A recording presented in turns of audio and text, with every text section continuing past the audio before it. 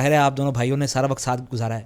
یہ خطابت میں آنے کا سلسلہ کیسے شروع ہوا؟ کوئی ان کی انسپریشنز تھے؟ کیا معاملہ ہوا؟ آپ کا جو آج کا موضوع ہے یہ میرے گھر کا موضوع ہے، اور میں یہ کیفیت محسوس کر رہا ہوں کہ اپنی لاش پہ رونے کا عمل جو ہے وہ کتنا مشکل ہوتا ہے. جو علامہ صاحب کی خطابت کا آغاز ہوا وہ یوں لگتا ہے میرے سامنے کا قصہ ہے. ان کا اپنا کب ارادہ ہو گیا کہ میں نے بھی اسی فیلڈ میں جانا ہے؟ کا ذاکر نہیں آیا تو کیا ہوا، آج کی مجلس سے میں خطاب کروں. وہ مجلس جو ہم نے شاہ شمس میں محسن نقوی صاحب کی سنی ہوئی تھی، ایک دن بڑے غرور سے کہنے لگی زمین، ناصر بھائی کو وہ یاد تھی. یہ جو انہوں نے اپنا ایک اسلوب بنا لیا، یہ کیسے انہوں نے بنایا؟ کہ ناصر عباس بنا ہی ذاکری کے لیے تھا. جیسے وہ لکھا ہوا ہوتا ہے نا، ہمدرد وقف پاکستان، تو آپ لکھ سکتے ہیں ناصر عباس وقف اہل بیت. ایک مقرر جو کہ اس پائے کا مقرر ہو، اس پائے کا عالم دین ہو، اس کے اپنے احساسات کیا ہوتے ہیں؟ اس بندے میں بالکل بناوٹ نہیں تھی. آخری جو ملاقات ہماری ہوئی تقریباً 2 بجے کے قریب، میں کالج سے آیا اور یہ کہیں مجلس سے آئے جیسے تھکے ہوئے، بال بکھرے ہوئے، تو میں نے دیکھا کہ والدہ کو دبا رہا ہے. یہ جو مشکلات کا سلسلہ تھا ان کا، یہ کب سے شروع ہونے لگا تھا؟ کیونکہ ہمارے آنکھوں کے سامنے تو وہی ہے جو ہم نے دیکھا ہے. وہ اپنے دکھ نہیں بانٹتے تھے، اور شاید اس لیے نہیں بانٹتے تھے کہ وہ کسی اور کو دکھ ہی نہیں کرنا چاہتے. وہ محبتیں بانٹنے والا تھا. آپ بطور بھائی، آپ ظاہر ہے آنکھوں کو انسان پڑھ لیتا ہے، بھائی آنکھوں کو پڑھ لیتا ہے، آپ پر کیا بیتتی تھی اور آپ اس کو کس طرح دیکھتے تھے؟ آپ کے سوال سے مجھے شام غریبہ کا منظر یاد آ گیا. میں کہیں سے اسی وقت آیا تھا اور والدہ نے، بہنوں نے سر پہ قرآن رکھے ہوئے تھے، اور خبر چل رہی تھی کہ گولیاں لگ گئی ہیں اور زخمی حالت میں ہسپتال پہنچے ہوئے. قرآن اٹھا کے یہی دعا کی جا رہی تھی کہ اگلی خبر ہم نہ سنیں. فرازدار سے میسم بیان دیتے ہیں، کیا بات! رہے گا ذکر علی ہم زبان دیتے ہیں. ہائے ہائے.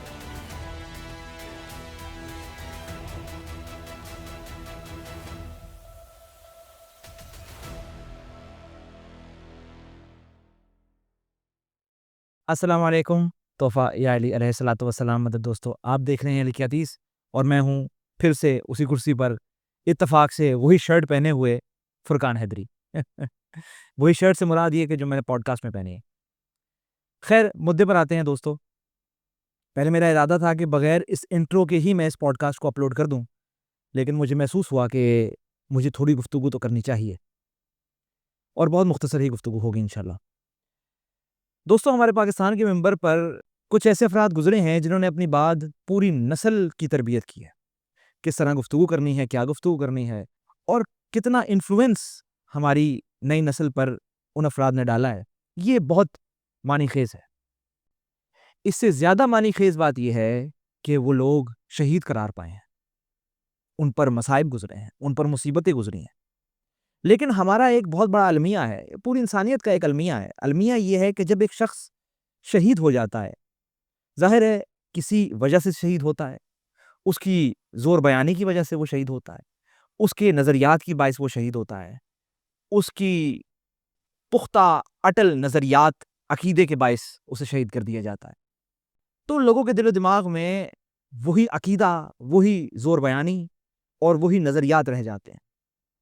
لیکن یہ عجیب بات ہے کہ کسی نے آج تک یہ نہیں سوچا کہ جو شہید ہوا ہے وہ ایک مقرر کے علاوہ، ایک ذاکر ہونے کے علاوہ ایک بھائی بھی ہے، ایک بیٹا بھی ہے، ایک باپ بھی ہے.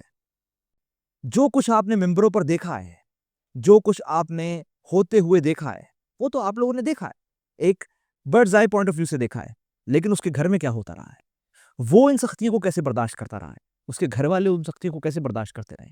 بہت بدقسمتی کی بات ہے کہ ان چیزوں پر ہمارا دھیان نہیں جاتا، اور جا ہی نہیں سکتا. نیچرل بات ہے، فطری ہے کہ ہم صرف انہی چیزوں کے متعلق سوچتے ہیں جو ہم دیکھتے ہیں. جو ہم نہیں جانتے ہم ان کے متعلق کیسے بتا سکتے ہیں. لیکن میں آج آپ لوگوں کو بتانے آیا ہوں، شہید حق کے سیدہ سلام اللہ علیہا، شہید علامہ ناصر عباس ملتان، ایک پائے کے مقرر، ایک عظیم ذاکر ہونے کے باوجود اسی طرح ایک بیٹے بھی تھے، ایک بھائی بھی تھے، ایک باپ بھی تھے. ان کی اولاد پر کیا گزری ہے، ان کے بھائی پر کیا گزری ہے، ان کی ماں پر کیا گزری ہے، یہ کسی نے نہیں سوچا.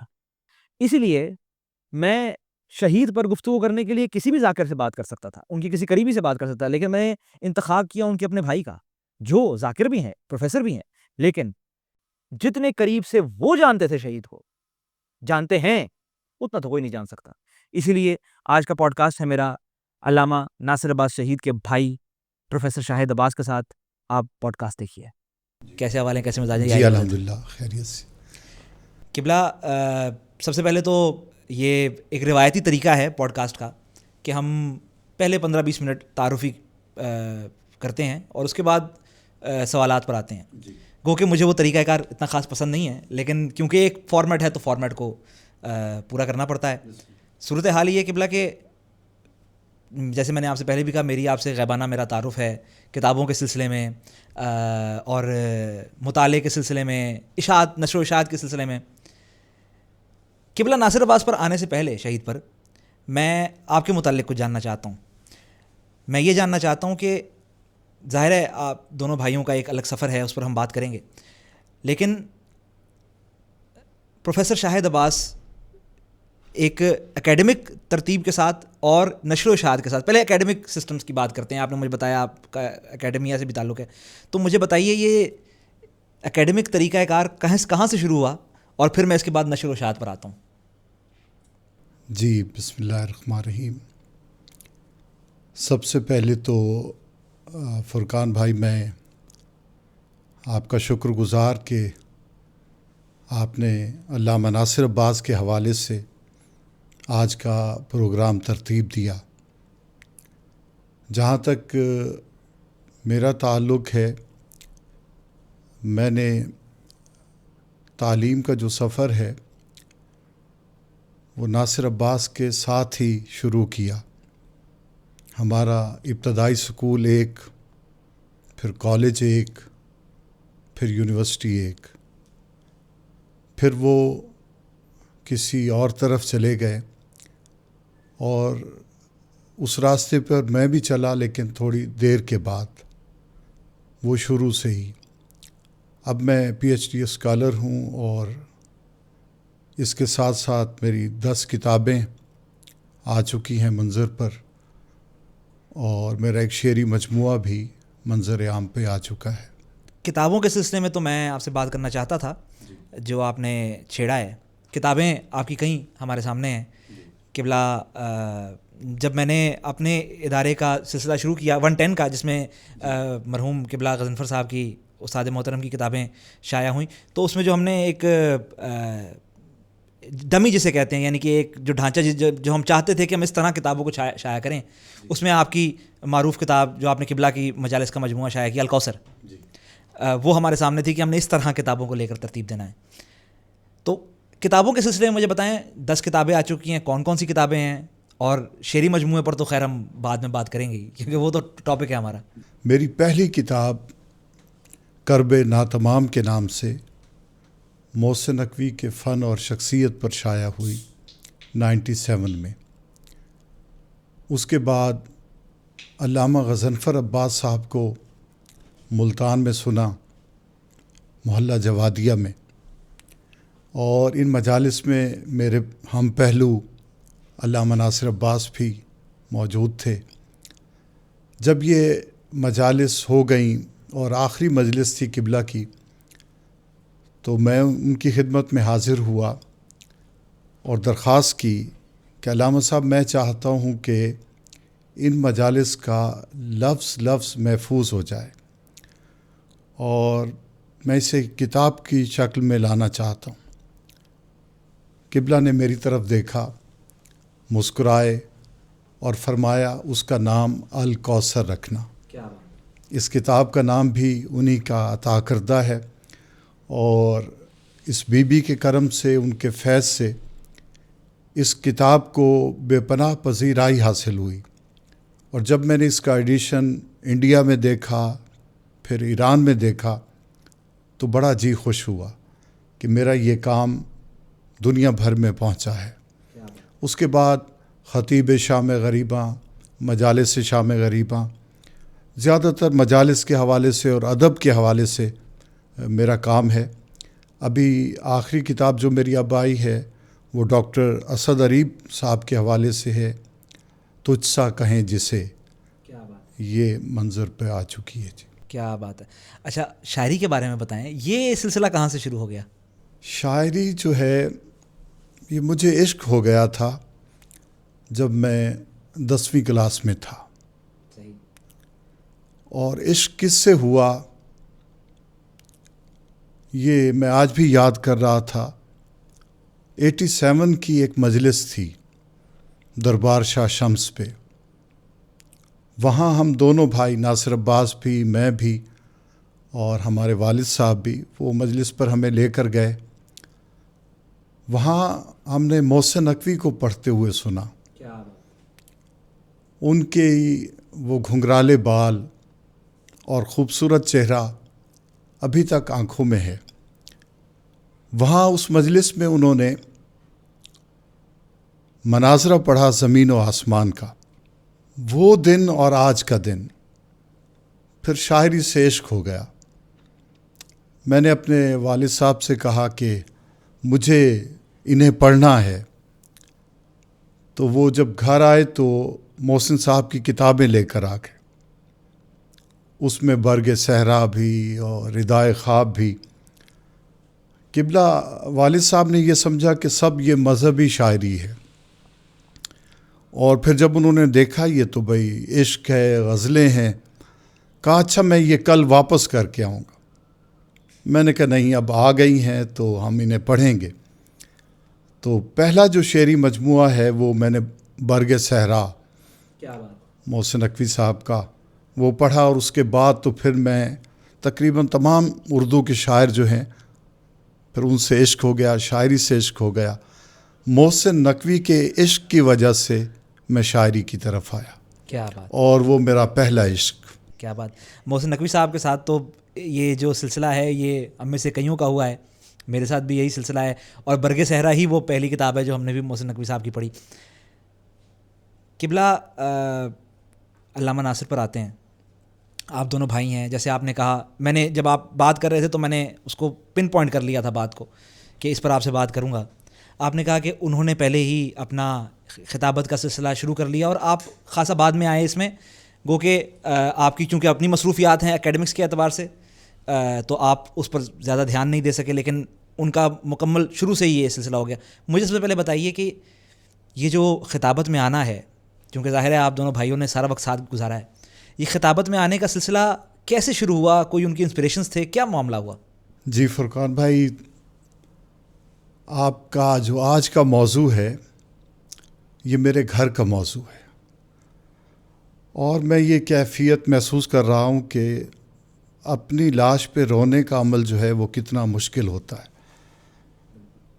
آج اتنی باتیں میں آپ سے کرنا چاہ رہا ہوں لیکن وہ بات بن نہیں پا رہی، کوئی کیفیت ایسی ہے۔ میں خطابت کا جو علامہ صاحب کی خطابت کا آغاز ہوا وہ یوں لگتا ہے میرے سامنے کا قصہ ہے۔ ہمارا ایک سکول ملتان میں ابن قاسم سکول، اس کے پرنسپل صاحب عبد الرحمن ناصر، انہوں نے موضوع دیا کہ اس جمعرات ہمارے اسکول میں بزم ادب کا پروگرام ہوگا، اور میرے ذمے بھی کوئی کام انہوں نے لگایا، ناصر بھائی کے ذمے انہوں نے تقریر لگا دی۔ کیا بات، جو ناصر بھائی کی پہلی تقریر، یہ ساری رات یاد کرتے رہے، اور جب صبح ہوئی تو مجھے کہنے لگے کہ شاہد میں نے تقریر تو یاد کر لی ہے لیکن ایک مسئلہ درپیش ہے۔ میں نے کہا بتائیے کیا مسئلہ؟ کہا جب میں بولنے لگتا ہوں نا تو میری ٹانگیں کانپنے لگتی ہیں۔ ہائے ہائے ہائے ہائے، تو تم ایسا کرنا کہ نا تم میرے بالکل قریب بیٹھنا اور میری ٹانگیں پکڑ کے بیٹھنا، پھر میں تقریر کروں گا۔ مجھے یاد نہیں انہوں نے کیسی تقریر کی بزم ادب میں، جیسے بچے کرتے ہیں۔ ہاں اتنا یاد ہے، تقریر کے فوراً بعد وہ پرنسپل صاحب ہمارے گھر آئے، والد صاحب کو باہر بلایا، اور آج تک میرے ذہن میں، میرے دماغ میں وہ جملہ گونج رہا ہے جو سر عبد الرحمن ناصر صاحب کا جملہ ہے کہ یہ بیٹا آپ کا بہت بڑا آدمی بنے گا. ہائے ہائے ہائے ہائے ہائے. میں سوچتا ہوں کہ استاد کی کتنی بڑی نظر ہوتی ہے کہ ایک پہلی دوسری کلاس کے بچے کو اس نے پہچان لیا کہ اس کی خطابت میں، اس کی تقریر میں، اس کے لب و لہجے میں ایسی بات ضرور ہے جو بڑے لوگوں میں ہوتی ہے. کیا بات ہے، کیا بات. یہ قبلہ کی پہلی تقریر جو بزم ادب کی ایک تقریر تھی. یہ جو آپ تقریر کی بات کر رہے ہیں قبلہ، یہ اس کی ترتیب قبلہ نے خود ہی دی تھی یا پروفیسر صاحب نے کچھ نکات لکھ کر دیے تھے؟ ذرا تھوڑی ڈیٹیل میں بتائیے. نہیں، یہ جو طریقہ کار ہوتا ہے ہمارے اسکولوں میں، اساتذہ لکھ کر دیتے ہیں تقریر، بچوں کو صرف یاد کرنی ہوتی ہے اور بیان کرنا ہوتا ہے. لیکن اس میں مجھے ایسا لگتا ہے کہ کچھ جملے ناصر بھائی نے ایسے بھی بولے جو لکھے ہوئے نہیں تھے، وہ بے ساختہ ان کی زبان سے نکلے، اور شاید وہی بے ساختہ جملے جو ہیں وہ کامیاب تقریر کا ایک پہلو بن گئے. خطابت اپنے آپ میں ایک خودداد صلاحیت ہے. کچھ لوگ اس طرح ہوتے ہیں جو سیکھ جاتے ہیں، لیکن کچھ لوگ اس طرح ہوتے ہیں جو پیدا ہی اس خاصیت کے ساتھ ہوتے ہیں. آپ کی باتوں سے مجھے یہ محسوس ہو رہا ہے کہ وہ جو ان کی پہلی تقریر تھی، گو کہ تیار شدہ تقریر تھی، گو کہ کسی نے لکھ کر دی تھی، لیکن اس تقریر میں جو ان کا انداز بیان تھا وہ اتنا، جسے ہم نیچرل کہہ سکتے ہیں یا خودداد تھا، کہ اس سے یہ محسوس ہوتا تھا کہ وہ اب ان کی یہی فیلڈ ہے. لیکن چلیں آپ مجھے بتائیں کہ یہ تو چلیں ان کی پہلی تقریر ہو گئی، ان کا اپنا کب ارادہ ہو گیا کہ میں نے بھی اسی فیلڈ میں جانا ہے؟ یہ بھی ایک بڑا دلچسپ قصہ. ہمارے دادا کی کل خوانی کی مجلس تھی جس کا اہتمام ہمارے والد صاحب نے، ہمارے عزیزوں نے، رشتہ داروں نے اپنے گھر میں کر رکھا تھا، اور کسی ذاکر کو دعوت دی ہوئی تھی اس مجلس سے خطاب کی. اب مجھے اس ذاکر کا نام نہیں یاد، بہرحال وہ کسی نے آنا تھا، تو کافی انتظار ان کی ہوتی رہی، کافی دیر تک. والد صاحب پریشان نظر آئے کہ مجمع بھی سب آ گئے، لوگ بھی آ گئے، کلخانی کی مجلس ہے اور ذاکر صاحب تشریف نہیں لائے. اس کیفیت کو میں بھی دیکھ رہا تھا، دوسرے لوگ بھی دیکھ رہے ہوں گے، لیکن ہم صرف دیکھ رہے تھے. ناصر بھائی وہ محسوس بھی کر رہے. ہائے ہائے ہائے. انہوں نے والد صاحب کے چہرے کی طرف دیکھا اور کہا، بابا آپ پریشان کیوں ہیں؟ کہا ذاکر نہیں آیا. کہا ذاکر نہیں آیا تو کیا ہوا؟ آج کی مجلس سے میں خطاب کروں گا. وہ مجلس جو ہم نے شاہ شمس میں محسن نقوی صاحب کی سنی ہوئی تھی، زمین و آسمان کا مناظرہ، ایک دن بڑے غرور سے کہنے لگی زمین. ناصر بھائی کو وہ یاد تھی، وہ انہیں سنتے ہی انہیں یاد ہو گئی. اتنا بلا کا حافظہ تھا.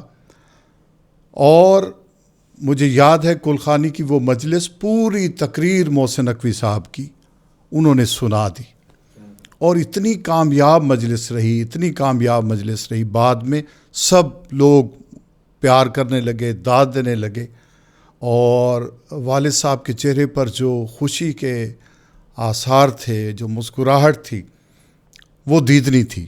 ایک پریشانی کے بعد ایک ان کے بیٹے نے یہ پریشانی دور کر دی، اور بہت اچھے انداز میں. اچھا، میں تھوڑا سا ایسے یعنی کہ کچھ منٹ پہلے جانا چاہتا ہوں. جی. آپ نے کہا کہ علامہ صاحب نے خود یہ تقریر، ان کو یاد تھی، انہوں نے یہ تقریر کر دی. سب سے پہلے مجھے بتائیں کتنی عمر تھی ان کی، تاکہ میں اس پر آگے سوال آپ سے کر سکوں. یہ 7 سال، 6-7 سال. اچھا، میں یہاں دراصل جو مجھے بہت بات اٹریکٹ کر رہی ہے اور جو مجھے سوچنے پر مجبور کر رہی ہے، عام انسان کو، یعنی آپ بھائی ہیں، انسان کو نظر آتا ہے کہ تقریر ان کو یاد ہے، لیکن میں یہ سوچ رہا ہوں کہ اس شخص کے ذہن میں یا اس شخص کے اندر ایسا کیا ابل رہا ہوگا کہ اسے وہ تقریر یاد ہو گئی اور اس نے خود اس بات کو اجاگر کیا کہ میں تقریر کرنا چاہتا ہوں. اس بارے میں مجھے بتائیے کہ ظاہر ہے آپ دونوں بھائی ہیں اور ان کے جو اپنے احساسات ہیں اس سے آپ واقف تھے. یہ جو ان کے اندر ایک احساس پنپ رہا تھا، یہ جو ایک لاوا جو پھوٹ رہا تھا، اس کی کیا وجہ تھی؟ یہ کیا رغبت تھی کہ میں تقریر یاد مجھے ہو گئی، تقریر کرنا چاہتا ہوں میں؟ اس کے بارے میں آپ کیا کہتے ہیں؟ جی، اس حوالے سے یہ ہے کہ ہمارے گھر کا اس میں بڑا کنٹریبیوشن ہے. میرے والد صاحب ان کو مذہب سے بڑی رغبت.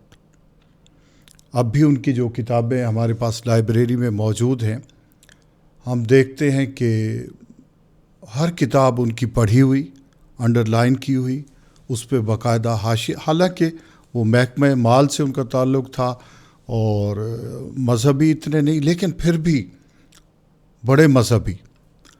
اور وہ بڑے بڑے علماء سے ملتے، ان کی باتیں سنتے، ان میں یہ بڑا شوق تھا. انہی کی وجہ سے ہمارے گھر کا ایک ایسا ماحول کہ ہر وقت مجلس ہی کی باتیں، مجلس ہی کا ذکر. ہمیں یاد ہے کہ یہ پڑھنا تو بعد کی بات ہے، اس سے پہلے مجلس سننے کا جو شوق ہے، جیسے میں نے الکوثر میں بھی لکھا کہ مجھے وہ یاد ہے مجالس جو علامہ غضنفر صاحب حویلی مرید شاہ میں خطاب فرماتے تھے، اور ہم دونوں بھائی اپنے والد کی گود میں وہ مجلس سنتے تھے. اور فضائل میں تو ہم سو جاتے، لیکن جب مصائب کا شور اٹھتا تو پھر آنکھ کھلتی اور پھر ہم ذکر سنتے. یعنی شروع سے ہی، بچپن سے ہی مجالس کی طرف لگاؤ، اور اسی لگاؤ کی وجہ سے یہ رغبت رہی کہ ہم اس طرف آئے. اور ذاکر نہ بھی تھے تو ہمیں شوق تھا کہ مجلس سنی جائے، ذاکر پسند تھے ہم.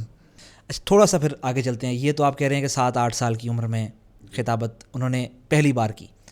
اس فیلڈ میں آنا، اسے اپنا جو انسان کا شوق ہوتا ہے، وہ لوگ کہتے ہیں، بڑے لوگ کہتے ہیں کہ جو انسان کا شوق ہے اگر اسے اپنا وہ پیشہ بھی بنا لے تو اس سے بہتر اس کے لیے کوئی اور چیز ہو نہیں سکتی.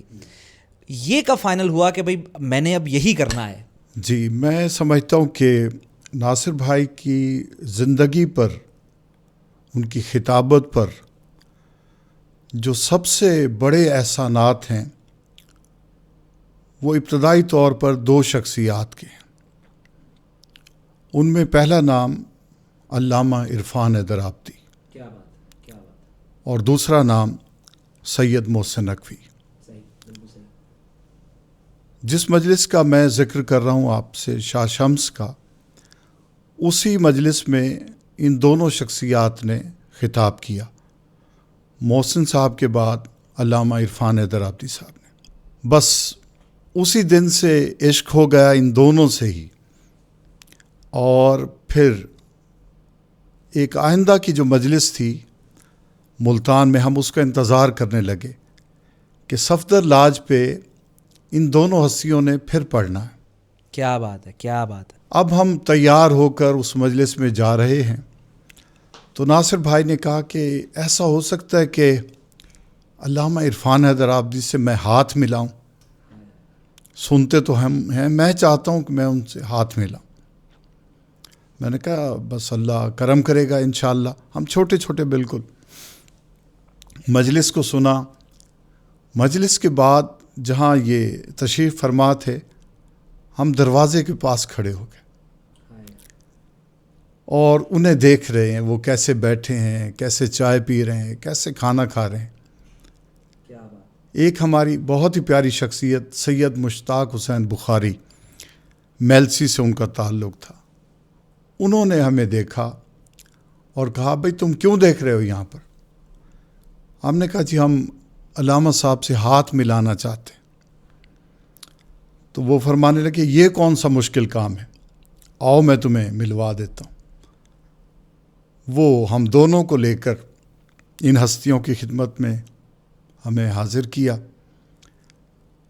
اور اس کے بعد جو ان ہستیوں کا پیار ہمیں دیکھنے میں ملا وہ کمال ہے.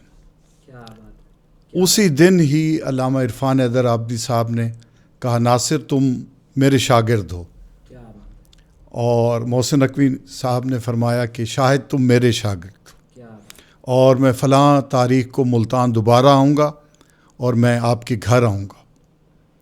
اور اس طریقے سے ان کی سرپرستی ان ہستیوں کو ملی جنہوں نے ناصر کو ناصر بنا دیا. کیا بات ہے، کیا بات. ہم کو ان کی خطابت میں تسلسل بھی نظر آتا ہے. جو نظر رکھنے والے لوگ ہیں وہ یہ دیکھ سکتے ہیں کہ علامہ عرفان حیدر آبادی شہید کی جو خطابت کا انداز تھا اس کا ہی ایک تسلسل علامہ ناصر شہید میں ہم کو نظر آتا ہے. اور یہ کرم کرنے والے کا کرم ہے کہ ہم کو اس طرز خطابت سے اس نے خالی نہیں چھوڑا. اگر ایک چلا گیا تو دوسرا موجود تھا. بہت سطحی طور پر میں یہ پوچھنا چاہتا ہوں کہ جب انہوں نے یہ ارادہ کیا کہ میں تقاریر کرنا چاہتا ہوں, میں ممبر سے خطاب کرنا چاہتا ہوں اور میں پورے پاکستان میں پڑھنا چاہتا ہوں, ان کا سفر پر تو ہم بات کریں گے, لیکن مجھے گھر کا ماحول بتایا. جب گھر میں انہوں نے کہا کہ میں یہ کرنا چاہتا ہوں تو گھر کا کیا ماحول تھا؟ بہت پیارا سوال آپ نے کیا. گھر کا ایسا ماحول تھا کہ میرے والد صاحب ناصر بھائی کو لے جاتے مجالس پر اور اسٹیج سیکرٹری کی منت کرتے, بلکہ کچھ پیسے بھی اسے دیتے جو اس وقت رواج تھا کہ میرے بیٹے کو آپ نے تھوڑا وقت ضرور دینا. اور اس کے بعد کہتے یار جب یہ پڑھ لے نا, یہ نیاز بھی اسے دینا ہے تاکہ یہ اس کا دل نہ ٹوٹے اور اس کی ہمت بڑھے. یہ وہ ابتدائی چیزیں ہیں جو مضبوط کرتی ہیں چیز کو. میرے والد صاحب کے اللہ درجات بلند فرمائے, ان کا ابتدائی کنٹریبیوشن بہت ہے. اور وہ لے جاتے, ہمیں یاد ہے کہ دور دور تک, شیر شاہ تک, ملتان کی مجالس تو ہمیں وہ سنواتے ہی تھے, ملتان سے باہر بھی وہ ہمیں لے جاتے تاکہ ان بچوں کی تربیت ہو اور شوق بڑھے اس کی طرف. کیا بات. اچھا یہاں پر ایک اور نقطہ میرے ذہن میں آ رہا ہے, بڑا خوبصورت نقطہ ہے. انہوں نے, علامہ ناصر شہید نے ارادہ کیا کہ میں نے تقاریر کرنی ہے. آپ کے والد صاحب نے خوب ان کا ساتھ دیا, انہیں پڑھایا. خطابت اپنے آپ میں ایک ٹیکنیکل چیز ہے. کسی مجلس کو یاد کرنا, اسے ترتیب دینا, اسے پڑھنا لوگوں کے سامنے, اس کی ادائیگی, ایک یہ الگ الگ اس کے پہلو ہیں. ان کی ریاضت مجھے بتائیں, یہ کیا ریاضت تھی ان کی, کیسے وہ تیاری کیا کرتے تھے, کیسے وہ یا اس کو اور تھوڑا سا پہلے سے کر لیتے ہیں کہ یہ جو تقریر یاد کرنا اور اسے پڑھنے کا طریقہ کار ہے, یہ جو انہوں نے اپنا ایک اسلوب بنا لیا, یہ کیسے انہوں نے بنایا؟ اس حوالے سے میں یہ عرض کروں گا کہ مجھے ایسا محسوس ہوتا ہے کہ ناصر عباس بنا ہی ذاکری کے لیے تھا. کیا بات ہے. اور اس گھرانے سے, اہل بیت سے اسے عشق نہیں تھا. اس کو میں کیا نام دوں, جو جنون کی کیفیت تھی ان کے ہاں. وہ جب ان کا تذکرہ سنتے تھے, ان کی باتیں سنتے تھے, تڑپ جاتے تھے. کیا بات. جیسے وہ مچھلی کو نکالا جائے نا پانی سے, تو اس کی جو کیفیت ہوتی ہے, اس ذکر کے ساتھ علامہ صاحب کی کچھ ایسی وابستگی تھی, بلا کا عشق. اور وہ ساری زندگی ان کی ریاضت میں گزری.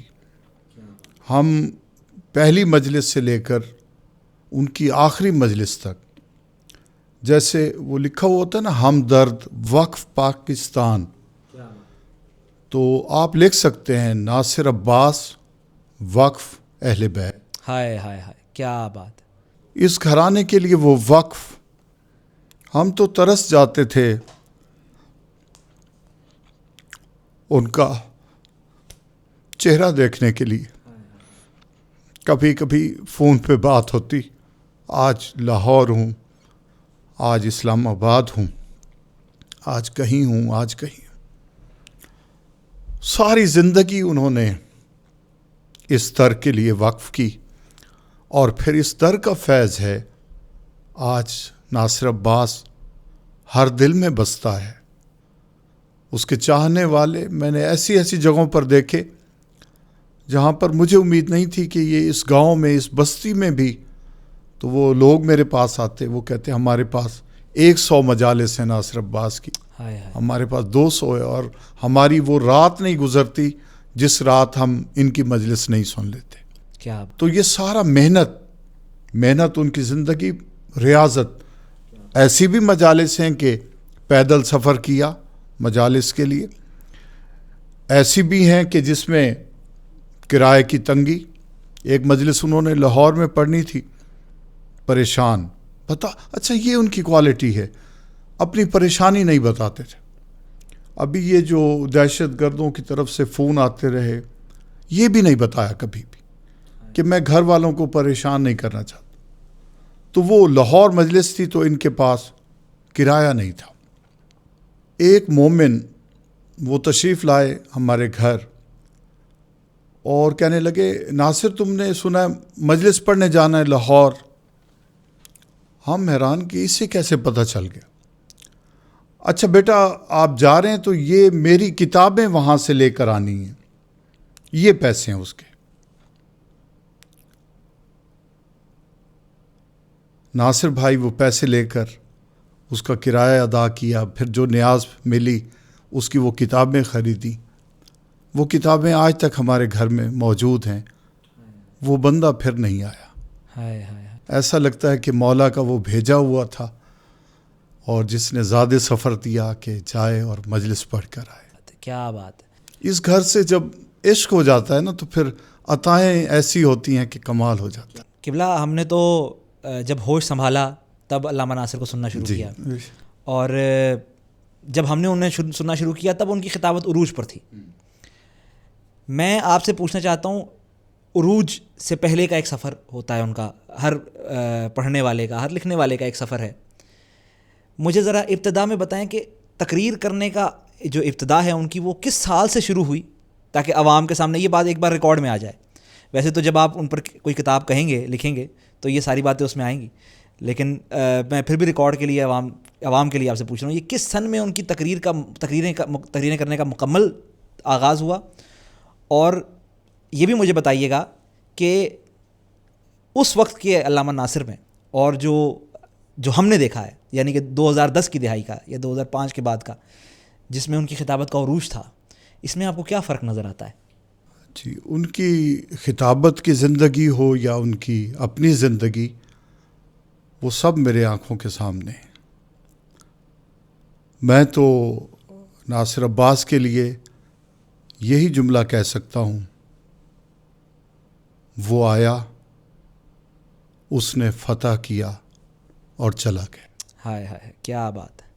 عروج تو شاید اس کی وہ بزم ادب کی تقریر سے ہی شروع ہو گیا تھا. اور میں یہ دیکھتا ہوں کہ ان کے اساتذہ علامہ غضنفر صاحب، علامہ عرفان حیدر آبادی صاحب، جب یہ دیکھتے کہ یہ کل کا بچہ اور آج کویت پڑھ رہا ہے محرم، آج ہانگ کانگ گیا ہوا ہے اور یہ پی ٹی وی کی تقریر سے مجالس سے خطاب کر رہا ہے، تو اس کے اساتذہ بھی حیرت میں پڑ جاتے کہ یہ کیا ہے. میں سمجھتا ہوں کہ یقیناً ایک فیض کا جو سلسلہ ہے وہ ناصر عباس کے ساتھ ہمیشہ سے رہا. ان کی زبان میں جو تاثیر ہے یہ آل محمد کا کرم ہے. اور جیسے شاعری میں ایک آمد کا سلسلہ ہوتا ہے، ان کی خطابت میں آمد کا سلسلہ تھا. اب ان کی تقریریں اٹھا کے دیکھتے ہیں، وہ چیزیں ہمیں کتابوں میں کم نظر آتی ہیں جو الہامی صورت میں ان کی تقریروں میں موجود تھی. کیا بات ہے، کیا بات ہے. یقیناً ان کی خطابت میں الہام کی رم جھم تھی. کیا بات ہے. آپ کا جیسے آپ نے خود بھی کہا ہے کہ ان کا سارا سفر آپ کے سامنے ہے، آپ بھائی ہیں، ساتھ رہے ہیں ساری زندگی، بہت قریبی آپ دونوں کا تعلق رہا ہے. ایک چیز مجھے ہمیشہ تجسس میں ڈالتی ہے اور میں ہمیشہ اس پر خاصا غور بھی کرتا ہوں اور میں جاننا چاہتا ہوں. ایک مقرر جو کہ اس پائے کا مقرر ہو، اس پائے کا عالم دین ہو،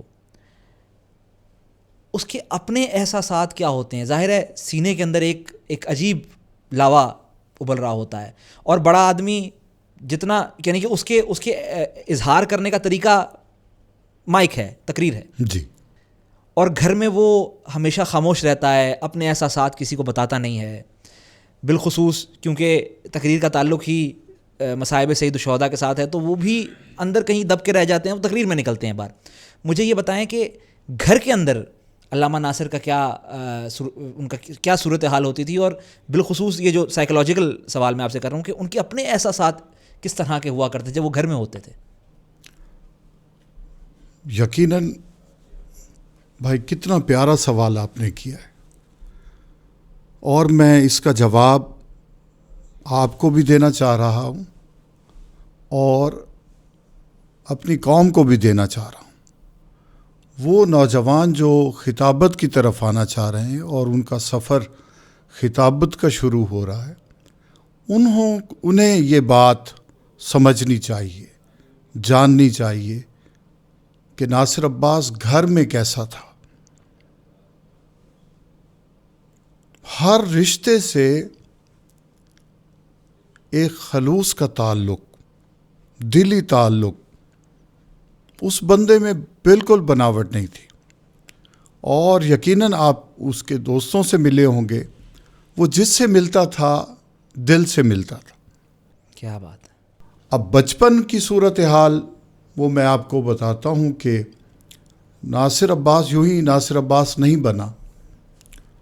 اس کے اندر جو کردار کی پختگی ہے، عظمت ہے،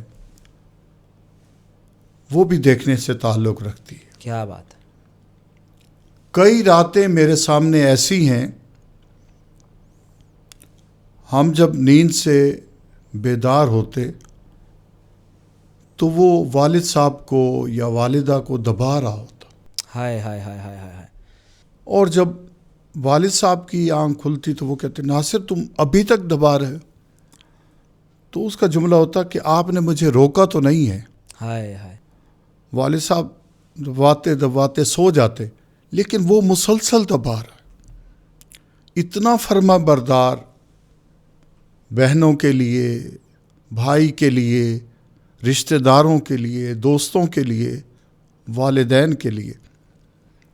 آخری جو ملاقات ہماری ہوئی تقریباً 2 بجے کے قریب، میں کالج سے آیا اور یہ کہیں مجلس سے آئے جیسے تھکے ہوئے، بال بکھرے ہوئے، تو میں نے دیکھا کہ والدہ کو دبا رہا ہے.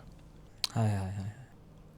اور تھوڑی دیر بعد مجھے کہنے لگا شاید تم تھکے ہوئے آئے ہو، یہاں بیٹھو، میرے پاس بیٹھو. حالانکہ سفر کی تھکاوٹ تو اسے تھی، اور پتہ نہیں کیا تھا، وہ میرے کندھے دبانے لگ گئے کہ تم مجھے تھکے ہوئے محسوس ہو رہے ہو، اور کافی دیر دباتا رہا. شاید اس سے یہ خبر تھی کہ ابھی کچھ دن بعد، 1-2 روز بعد ایسی کیفیت ان پہ آنے والی ہے کہ یہ واقعی تھک جائیں گے. ہائے ہائے. تو ہر رشتے سے ایک پیار، محبت عجیب مٹی تھی. میں نہیں سمجھتا کہ، اور وفا گوندی ہوئی تھی. وہ بھی کربلا والوں کا عطیہ ہے. ناصر عباس میں بہت والدین کا احترام، بڑوں کا احترام، بچوں سے پیار. کوئی ایسی بات ہمارے سامنے نہیں آتی کہ کبھی کسی کا دل دکھایا. ہاں یہ ہے کہ اپنے غم اس نے اپنے اندر ہی رکھے، جسے پھر اس نے مصائب کی صورت بیان کیا. جیسے آپ نے پہلے بھی بتایا کہ شہید محسن کی مجلس انہوں نے پڑھی 7-8 سال کی عمر میں، لیکن اس کے بعد علامہ ناصر اپنی تقریروں کو خود مرتب کرنے لگے. ظاہر ہے مطالعہ بھی اس کا بہت بڑا اس کا حصہ ہے. وہ ایک سلسلہ کیسے ہوا، کہ مطالعے کا کیا سلسلہ تھا، تقریر ترتیب دینے کا کیا سلسلہ تھا، اس پر تھوڑی روشنی ڈالیں. علم سے بڑی محبت انہیں، مجالس سے بڑا پیار، پک کرنے کی جو صلاحیت ہے نا، ایک تقریر کو سن کر پک کر لینا. اور علامہ ضمیر اختر صاحب سے جب ملاقات ہوئی، انہوں نے کہا کہ وہ ایسا لگتا تھا کہ سیاہی چوس جیسے ہوتا ہے، وہ نچوڑ لیتے تھے کتاب کو اور شخصیت کو. اور پھر جو علمی شخصیات ہیں، علامہ حسنین صاحب کی صاحب ہوں، آغا علی حسین قمی صاحب ہوں، یہ جتنے بڑے بڑے لوگ ہیں علم، ان سے وہ ملتے اور جو سوال اس کے اندر ہوتے وہ پوچھتے. اور اس طرح جتنے بھی دنیا بھر کے علماء سے ان کا ایک تعلق تھا. علم کا بڑا شوق، جستجو رہتی تھی انہیں، سیکھنے کا بہت شوق. ہر ایک مسئلے پر وہ غور و فکر کرتے. جب ایک اس فیلڈ میں آئے تھے تو وہ رچ بس گئی تھی یہ چیز ان میں، تو اور ترقی کرنے کا ان کے ہاں شوق تھا، اور اس کے لیے بے پناہ محنت، دن رات ایک کر دیے. اور شاید ہی کوئی رات کے جو لمحات سونے کے لیے ہوتے ہیں، اس میں بھی شاید وہ سوچتا رہتا تھا کہ اگلی تقریر میں نے کیا کرنی ہے. کیا بات، کیا بات. یہ واقعاً بہت مشکل کام ہوتا ہے کہ اگر ایک شخص نے دن میں کئی جگہوں پر جا کر تقریر کرنی اور اس کی ساری زندگی ہی اسی پر مبنی ہو کہ تقریر کے بعد تقریر، تقریر کے بعد تقریر. تو یہ واقعاً ریسرچ کا کام، مطالعے کا کام، تقریر ترتیب دینے کا کام، اسے یاد کرنے کا کام، نقاط کو سمجھنے کا کام اور پھر اسے عوام تک پہنچانے کا جو سلسلہ ہے، یہ سب الگ الگ فیلڈز ہیں. اور ایک مقرر کا، بالخصوص علامہ ناصر جیسے مقرر کا، ان سب پہ مہارت ان کی تھی اور بڑی کمال کی گرفت تھی. مجھے قبلہ یہ بتائیے کہ ان کی زندگی کا ایک بہت بڑا حصہ جو کہ عوام کو نظر آتا ہے وہ پی ٹی وی والی مجلس ہے. یہ پی ٹی وی والی مجلس کیا کہا، اگر کوئی پس منظر ہے تو مجھے بتائیں، کیونکہ وہ دور ہے جب طالب جوہری صاحب کی پی ٹی وی پر مجلس چل رہی تھی اور رشید ترابی صاحب کی مجالس بھی اس وقت آتی تھی پی ٹی وی میں، پرانی مجالس آتی تھی. اور وہ ایک ایسا دور تھا کہ جہاں علامہ ناصر جیسا پڑھنے والا شخص لوگوں کو بھاتا بھی نہیں تھا. یہ مجھے بتائیں، یہ پی ٹی وی والا معاملہ کس طرح ہوا؟ جب یہ میں سارے سفر کو دیکھتا ہوں ناصر عباس کے، اتنی تیزی کا سفر اور اتنی جلدی منزل پہ پہنچ جانا، ایسا لگتا ہے کہ کوئی فیض ان کے ساتھ تھا. اور اگر نام کو دیکھا جائے تو ناصر اور عباس، حضرت عباس کی نصرت لگتا ہے ان کی زندگی کے ساتھ مسلسل تھی، جو آگے سے آگے لیتی جا رہی تھی انہیں. اور ذرے سے جو ستارہ اور ستارے سے آفتاب بن رہا تھا، یہ ان کا کرم شامل حال تھا. اور کرم کی وجہ یہ ہے کہ خلوص، جو ان کے اندر ایک اس گھرانے سے محبت تھی اور کھری سچی محبت، جان کو بھی قربان کرنا کوئی ان کے لیے مسئلہ نہیں تھا. وہ چاہتے بھی یہی تھے کہ شہادت کی موت ہو. اکثر کہتے کہ یار وہ مچھر سے بھی تو بندے مر جاتے ہیں، کیوں نہ میں اس ذکر میں شہید ہو جاؤں، اور کتنی عزت ملی. وہ ان کی خواہش تھی شہادت، اور وہ سب یہ خلوص کی علامت ہے. اور جب خلوص دل سے انسان کسی کو چاہنے لگتا ہے، کسی کو اپنانے لگتا ہے، تو پھر وہ نظر کرم کر ہی دیتے ہیں. قبلہ، میں اب جس دہانے پر اس گفتگو میں آ گیا ہوں، میں یہ بہت اس کے لیے کیا لفظ میں استعمال کروں کہ بہت مشکل مرحلہ ہے میرے لیے بھی پوچھنا بھی، اور آپ کے لیے بتانا بھی مشکل مرحلہ ہوگا. ایک سفر ہے علامہ ناصر کا، سفر ہمارے سامنے ہے، ہم نے تقریریں ان کی سنی ہیں، ہم نے بچپن سے دیکھا ہے انہیں، لیکن اس تقریر میں ان کو مشکلات کا سامنا بھی بہت کرنا پڑا ہے. جس طرح کا ان کا مزاج تھا، جس طرح کی تقریر، ان کا ایک اپنا ایک اسلوب تھا تقریر کرنے کا، اور جو ان کے عناوین تھے تقریر کے، اس پر ایک عام طور پر ایک عام مقرر کو مشکل کا سامنا تو کرنا پڑتا ہے، اس میں تو کوئی شک کی بات نہیں ہے ہمارے بالخصوص ہمارے ماحول میں. لیکن علامہ ناصر کے لیے آپ سوچئے یہ 10 گنا زیادہ بڑھ گیا. یہ جو مشکلات کا سلسلہ تھا ان کا، یہ کب سے شروع ہونے لگا تھا؟ کیونکہ ہمارے آنکھوں کے سامنے تو وہی ہے جو ہم نے دیکھا ہے. یہ کب سے شروع ہونے لگا تھا؟ یہ سلسلہ وہ خود ہی جانتے ہیں، کیونکہ میں نے پہلے عرض کیا کہ وہ اپنے دکھ نہیں بانٹتے تھے، اور شاید اس لیے نہیں بانٹتے تھے کہ وہ کسی اور کو دکھ ہی نہیں کرنا چاہتے تھے. وہ محبتیں بانٹنے والا تھا.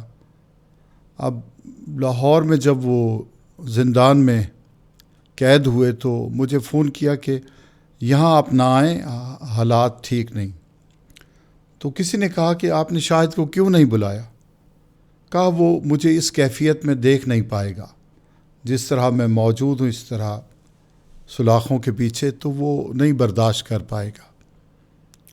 تو اسی طرح وہ چھپاتے تھے اپنے دکھ. اذیتوں کا سلسلہ تو یقیناً طویل ہے، لیکن پتہ نہیں کب سے ہے، یہ وہ خود جانتے ہیں. اچھا قبلہ، صرف تھوڑا سا میں یہ بات کو آپ سے پوچھنا چاہتا ہوں، کس دور میں انہوں نے خطابت کا آغاز کیا، یعنی کہ باقاعدگی کے ساتھ خطابت کا، تاکہ میں اگلے سوال کو اس سے مربوط کر لوں؟ یہ 87 سے، یعنی 87 سے آپ کہتے ہیں کہ انہوں نے تقریر کا آغاز کیا؟ جی، اور 87 سے بھی پہلے، 87 سے بھی پہلے 84 میں، یعنی کہ ہم 85 کا ہی اگر حساب رکھیں، اور جو مشکلات ان پر آنا شروع ہوئی ہیں وہ تو 2000 کی دہائی سے ہی شروع ہو گئیں. یعنی کہ آپ میں اس بات کو سوچ کے بڑا حیران ہوتا ہوں کہ ایک شخص جس کی تقریر کی زندگی ہی فی الحال 10-12 سال ہے، ممبر کی زندگی 10-12 سال ہے, اور اس پر اس طرح کی مشکلات ٹوٹ پڑنا آنا, اس کو کوپ اپ کرنے کے لیے, اس کو برداشت کرنے کے لیے ایک شیر کا جگر چاہیے. بے شک. یہ کیونکہ آپ نے انہیں دیکھا ہے اور آپ خود کہتے ہیں کہ وہ اپنی مشکلات بتاتے نہیں تھے. آپ بطور بھائی, آپ ظاہر ہے آنکھوں کو انسان پڑھ لیتا ہے, بھائی آنکھوں کو پڑھ لیتا ہے, آپ پر کیا بیتتی تھی اور آپ اس کو کس طرح دیکھتے تھے؟ بھائی واقعی دلیر تھا اور شیر تھا. ہم جب ان کی تقریریں سنتے تو جیسے دوسرے لوگ کہتے, میں بھی کہتا کہ نسیم صاحب کو دیکھ لیجئے, انہوں نے ساری زندگی تقریریں کی, کبھی سخت لفظ استعمال نہیں کیا. آپ ہاتھ ہولا رکھا کریں ذرا. تو وہ مجھے کہنے لگے کہ یار شاید تم نہیں سمجھ سکتے اس کیفیت کو. جب میں اہل بیت کے دشمنوں کا نام سنتا ہوں نا تو مجھے آگ لگ جاتی ہے, مجھ سے برداشت نہیں ہوتا یہ چیز. اور یہ میں منافقت نہیں کرنا چاہتا, میں جو حق ہے وہ بیان کرنا چاہتا ہوں. اور جو حق بیان کرتے ہیں وہ کوئی بھی ہو, ہر دور میں وہ تکلیف تو سہتا ہے, دار و رسن تو اسے دیکھنے پڑتے ہیں. بالکل بالکل بالکل, اس میں کوئی شک کی بات نہیں ہے.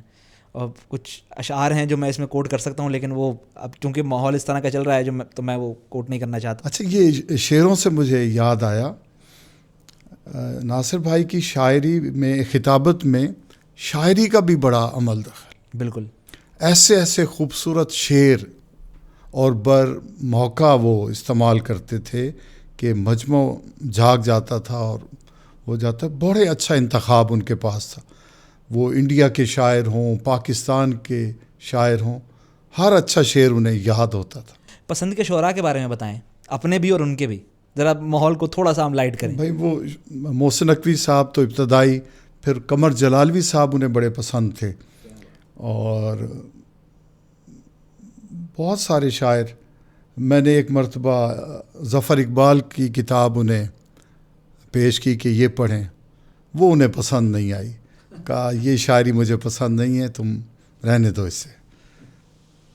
اور کبھی کبھی خود بھی شعر کہتے تھے, خود بھی اتنا وہ ان کا کلام محفوظ تو نہیں, لیکن وہ خود بھی شعر کہتے تھے. کیا اور شاید ایک نظم جو ہے جناب سیدہ کے حوالے سے وہ ان کی ڈائری میں موجود ہے, جو ان کی اپنی لکھی ہوئی.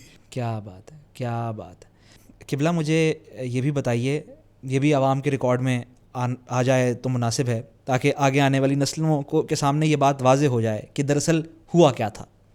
میں یہ اس طرف آنا چاہتا ہوں. یہ جو زندان بند ہونے کا سلسلہ ہے, اس پر ذرا میں آپ سے تفصیل چاہتا ہوں, کیونکہ ہمارے ہوش میں آنے سے پہلے ہی یہ زندان بند ہونے والا سلسلے کا آغاز ہو چکا تھا. جی, یہ ہوا کیا تھا, مجھے بتائیے. یہ حق سیدہ کی پاداش میں یہ منازل انہیں طے کرنا پڑی. اور جیسا کہ آپ جانتے ہیں کہ ہمارے جو حالات ہیں وہ حق نہیں سنتے. بالکل, چاہے کوئی بھی حق کی بات کرے وہ برداشت نہیں ہوتی. اور یہ ہمارے معاشرے کا المیہ ہے. ہمیں بات کرنی چاہیے, دلیل کے ساتھ بات کرنی چاہیے, بات کو سننا چاہیے اور اس کا جواب دلائل سے دینا چاہیے.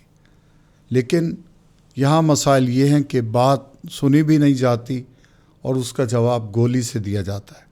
جان ہیلیا کا شعر یاد آتا ہے, جی, ایک ہی حادثہ تو ہے اور وہ یہ کہ آج تک بات نہیں کہی گئی, بات نہیں سنی گئی. بالکل یہی کیفیت ہمارے معاشرے کو اللہ یہ اس کی تربیت ہو. لگتا ہے کہ 72 سالوں میں تربیت کی طرف توجہ ہی نہیں دی گئی. جیسے ایک فٹ بال کو میدان میں پھینک دیا جاتا ہے, اسی طرح ہماری قوم کو پھینک دیا گیا. منبر کا تقاضا تھا یہاں سے تربیت ہوتی, مدرسوں کا تقاضا تھا, اسکول کالج کا تقاضا تھا کہ ہماری قوم کی تربیت ہو تاکہ یہ انسان بنے. جب انسانیت موجود ہوگی تو پھر ایسے حالات نہیں ہوں گے جو ہم دیکھ رہے ہیں. ہماری جان پہ دوہرا عذاب ہے محسن, کہ دیکھنا بھی نہیں ہم کو سوچنا بھی ہے. کیا بات. تو اس قوم کے بارے میں سوچنا چاہیے جو آج تک نہیں سوچا گیا. یہاں اس پورے سینیریو میں ایک نقطہ جو مجھے بڑا کھلتا ہے, وہ ہم آف دا ریکارڈ بھی بات کر رہے تھے کہ اغیار نے جو کیا سو کیا, اپنوں نے بھی کوئی بھلائی کا کام نہیں کیا. یہ کیا سلسلہ ہوا, یہ مجھے بتائیے کہ یہاں اپنوں کا اس طرح کا کردار کیوں نظر آتا ہے ہمیں؟ دیکھا جو تیر کھا کے کمین گاہ کی طرف, اپنے ہی دوستوں سے ملاقات ہو گئی. ہائے ہائے. تو جیسے میں نے عرض کیا کہ تربیت نہیں ہے, ادھر بھی نہیں ہے اور ادھر بھی نہیں ہے. جب تربیت آ جائے گی تو پھر دوستی کا مفہوم بھی سمجھ آنے لگے گا. ہائے ہائے ہائے. جو ممبر کو لے کر لوگوں کے مسائل ہیں وہ اگر ہنسی خوشی دوستانہ ماحول میں حل ہو جاتے تو شاید ہمیں یہ وقت نہ دیکھنا پڑتا. علامہ ناصر جیسی بڑی شخصیت کو لے کر جن لوگوں کے بھی جو بھی مسائل تھے انہیں وقت پر حل کر لیتے تو شاید ابھی یہ اس طرح کے مسائل نہ ہوتے, یا ہمیں یہ نہ دیکھنا پڑتا کہ وہی لوگ ان کے جنازے پہ رو بھی رہے ہیں. المیہ فرقان بھائی, المیہ جو یہ ہے کہ ہم ایک پرائمری اسکول میں پہلی کلاس کے لیے بھی جو استاد منتخب کرتے ہیں وہ کئی امتحانات سے گزر کر آتا ہے, پھر اسے ہم پہلی کلاس میں بھیجتے ہیں. اور بد نصیبی سے ہمارا جو ممبر ہے وہاں پر ایسی کوئی تربیت نہیں ہے, وہاں پر کوئی روک ٹوک نہیں ہے, کوئی سمجھایا نہیں جاتا, کوئی کورس نہیں ہے. جو جیسی بات کرتا ہے, جو جس کے ذہن میں آتی ہے وہ کر دیتا ہے. اس کا نقصان کیا ہوگا کہ جو ہم جس سے سنا رہے ہیں وہ غیر تربیت یافتہ ہو جائیں گے اور قوم کا نقصان ہو رہا ہے. اگر ممبر سے رشید ترابی بولے گا, اظہر حسن زیدی بولے گا, تو پھر قوم کے بچے بھی پڑھے لکھے ہوں گے جو ایسے سوالات کریں گے کہ دنیا کو چکرا دیں گے. میں یہاں پر قبلہ ایک بڑا باریک نقطہ ہے, وہ یہ ہے کہ جب یہ ان کے مختلف کیسز چل رہے تھے, توہین صحابہ کا, توہین رسالت کے جو کیسز چل رہے تھے ان کے, اس میں مجھے ہمیشہ یہ اس بات پر بہت کوفت ہوتی ہے, جیسے میں نے آپ سے کہا کہ جو ان کے اپنے مسلک کے بھی افراد تھے, بڑے افراد تھے, اس پر انہوں نے کوئی ایکشن کیوں نہیں لیا؟ اس پر آپ کیا کہتے ہیں؟ بس وہ یہ ہے کہ تنظیم کا فقدان تو ہے نا. ہٹ دھرمی مجھے محسوس ہوتی ہے, ہٹ دھرمی بہت ہے یہاں پر.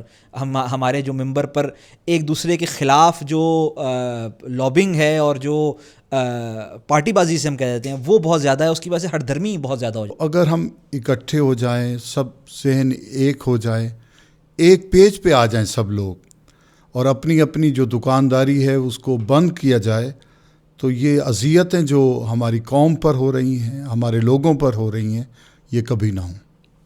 بلکہ جیسے ہم پہلے بھی بات کر رہے تھے کہ علامہ ناصر کی مشابہت تو ہم کو ان سے پہلے جو شہداء ہیں ہمارے ان کے ساتھ بہت ملتی ہے, جس طرح فاضل الوی صاحب ہے. میں بالکل ان کا نام لینے جا رہا تھا کیونکہ ان کے ساتھ بھی یہی معاملہ ہوا کہ جو انہوں نے تقریر, خیر ان کا تو ایک پورا ان کا تو ایک کریئر ہی مناظرے کا ہے. اچھا, یہ ہم دکھ تو کر رہے ہیں کہ فاضل الوی صاحب جو ہے شہید ہو گئے.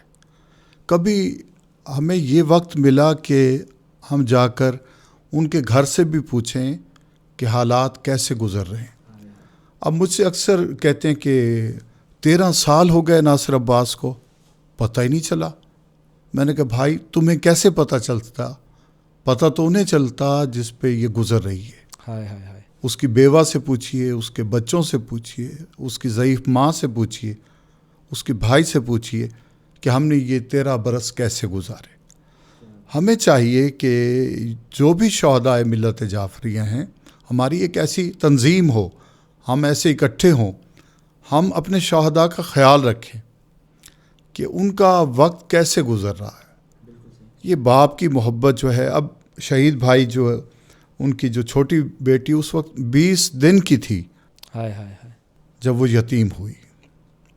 اب اسے تو نہیں پتا باپ کیسا پیار کرتا ہے, کیسے پیار کرتا ہے, وہ پیار کی جو کمی ہے وہ کیسے پوری ہوگی.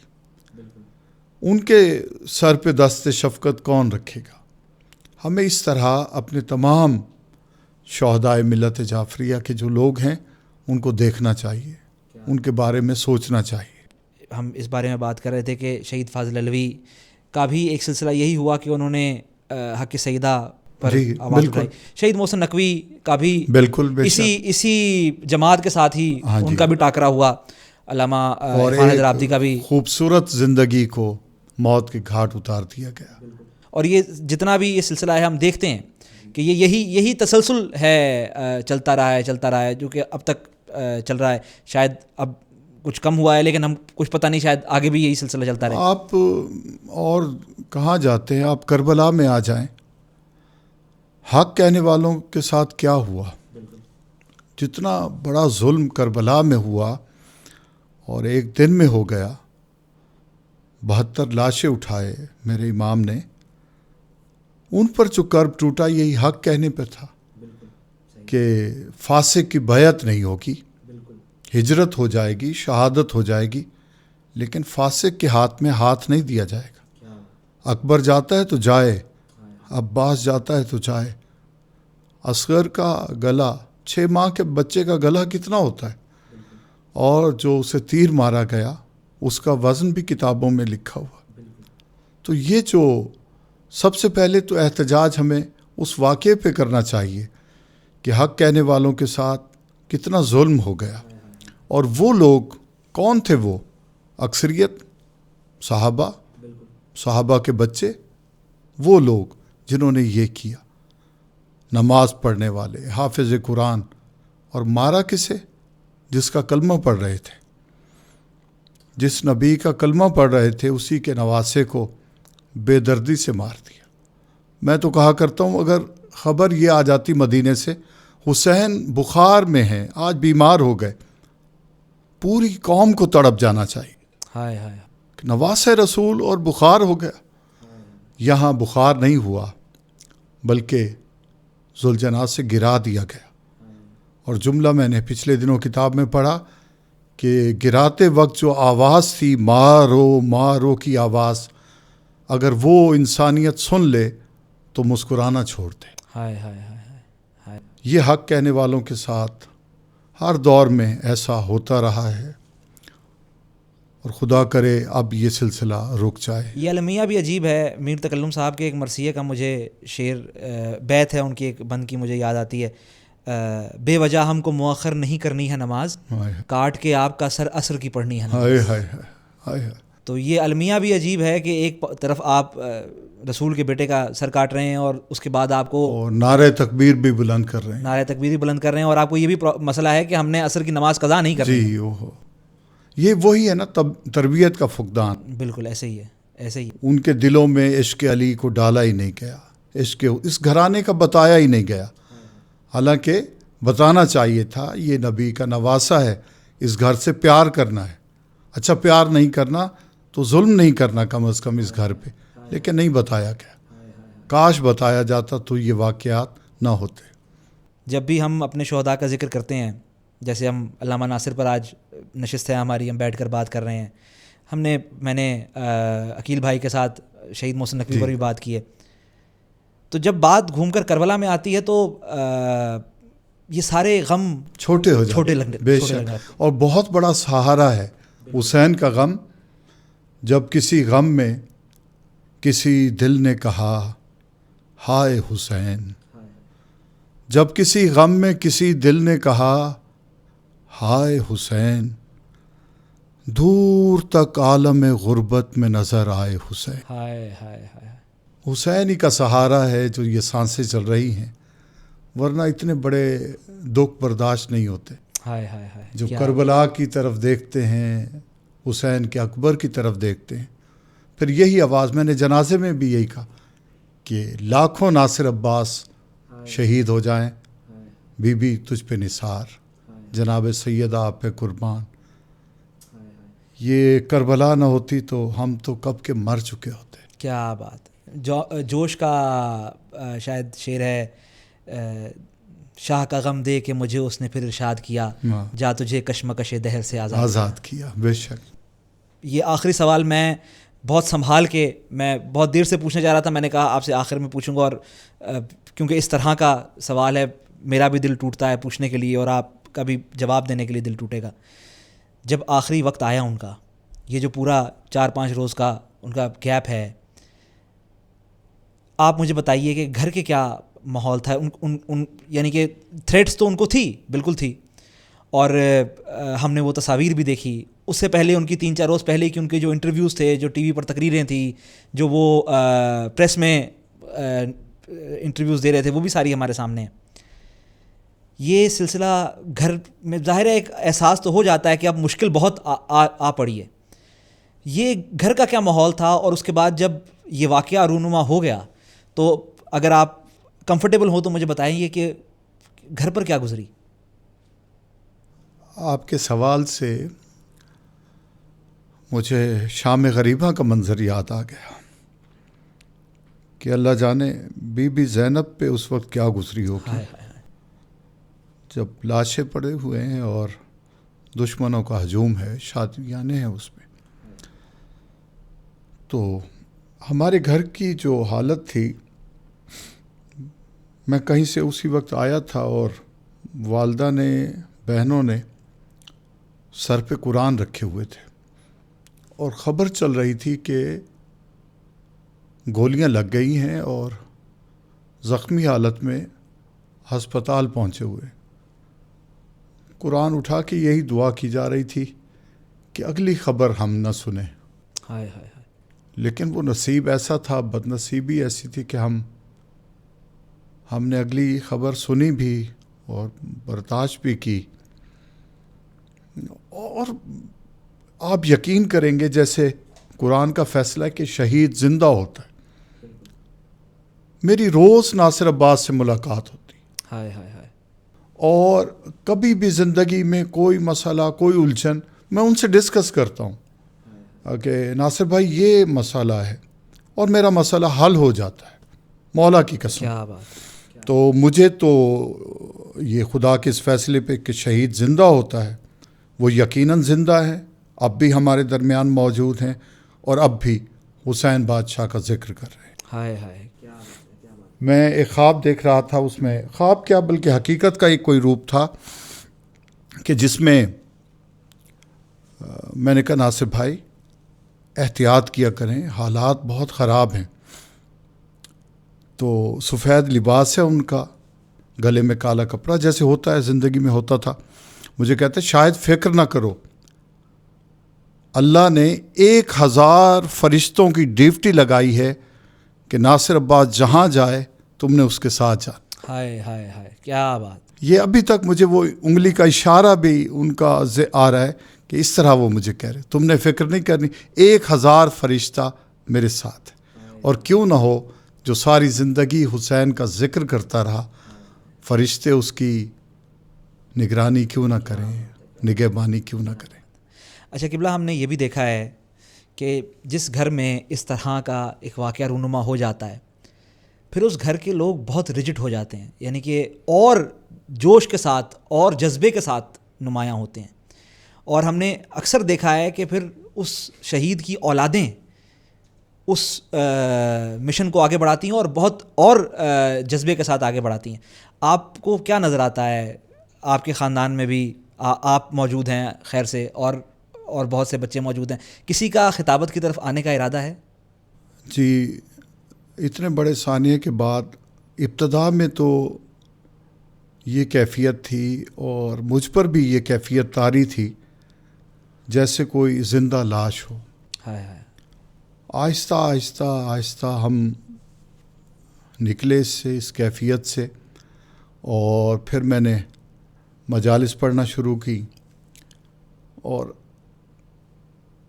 اس لیے شروع کی کہ جس راستے پہ شہادت ملتی ہو، کیا بات. اس سے اچھا راستہ نہیں ہو سکتا. کیا بات ہے. کیا بات ہے. اور میری ہمشیرہ سیرش بطول، وہ تو ناصر بھائی کے ساتھ ہی انہوں نے مجالس شروع کی، اور ماشاءاللہ بہت بڑی وہ ذاکرہ ہیں. اور اب ہمارے گھر کا ہر بچہ وہ ذکر اہل بیت کی طرف ہے. علامہ صاحب کی بیٹیاں ماشاءاللہ، ان کا بیٹا حسین عباس. اچھا، حسین عباس کی یہ کیفیت کہ اس وقت تو بالکل چھوٹا سا تھا، تو میں مجلس پڑھنے کے لیے حیدریہ امام بارگاہ گلگشت میں گیا، ملتان میں. مجلس میں نے پڑھی، اس کے بعد زیارت پڑھی گئی، دعا ہو گئی، سب کچھ. مجمع جانے لگا تو وہ 3-4 سال کا بچہ رونے لگ گیا. میں نے کہا تم کیوں رو رہے ہو؟ کہا پاپا میں نے بھی تو مجلس پڑھنی تھی. ہائے ہائے. جب وہ لوگوں نے سنا کہ یہ بچہ یہ کہہ رہا تو انہوں نے کہا جی ہم واپس آتے ہیں آپ پڑھیں.